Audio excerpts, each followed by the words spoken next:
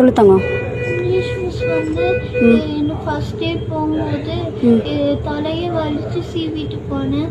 வலிச்சு சீவிட்டியே நீ கிளவியான்னு கேட்டாங்க. ஃபர்ஸ்ட் ஸ்டாண்டர்ட்லேருந்து 9th ஸ்டாண்டர்ட் வரைக்கும் எல்லாருமே அங்கே தான் இருந்தோம்.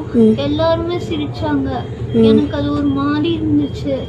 அடுத்த நாள் வந்து காய்ச்சல் வரல இன்னும் உனக்கு வந்துட்ட அப்படின்னு கேட்டாங்க. அப்பவும் எல்லாரும் சிரிச்சாங்க. அந்த அந்த வாரமே வந்து பேசிக்கா சொல்லி கொடுத்தாங்க. அப்ப அந்த மிஸ் பொறுமையா சொல்லு. அந்த மிஸ் வந்து என்ன ஒரு மாதிரியே ட்ரீட் பண்ணாங்க. அதுக்கப்புறம் ஒரு தடவை கிளாஸ்ல வச்சு என்ன வந்து இந்த இது இருக்குல்ல ஸ்லோ லேர்னர்ஸ் அவங்க கூட உட்கார வச்சு எழுத வச்சாங்க. ஆனா நான் ஸ்லோ லேர்னர்ஸ் இல்லை, நான் நல்லா படிக்கிற பொண்ணு. மேக்ஸ் சாரே சொன்னாரு நான் அப்படி இல்லை அப்படின்னு.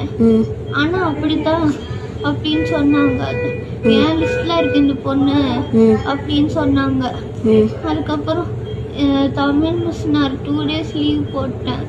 2 days லீவ் போட்ட உடனே செகண்ட் டே போனேன். அப்போ வந்து எல்லாரும் ஹோம்ஒர்க் எழுதிட்டீங்களான்னு கேட்டதுக்கு நான் எழுதலைன்னு சொன்னேன். அதுக்கு வந்து என்ன முட்டி போட சொல்லி நீயே உன்னை ஏமாத்திக்கிறேன்னு சொல்லி எனக்கு கோவம் வருதுன்னு சொல்லி எக்ஸாம் பேடெல்லாம் தூக்கி வீசி என் கண்ணத்துலயே அரைஞ்சாங்க. அதுக்கப்புறம் 4-5 தடவை அரைஞ்சாங்க. எல்லாருமே பார்த்தாங்க என்ன. அதுக்கப்புறம் சயின்ஸ் மிஸ் கொஞ்ச நாளுக்கு முன்னாடி நீ நல்லாவே படிக்கல, போன தடவையை விட இந்த தடவை மார்க் கம்மி, உங்க அம்மாட்ட சொல்லி வைக்கிறேன்னு சொன்னாங்க எனக்கு பேரண்ட்ஸ் மீட்டிங் அப்போ. அதனாலதான் நான் சின்ன காயமா நடக்கும்னு நினைச்சு பண்ணேன்.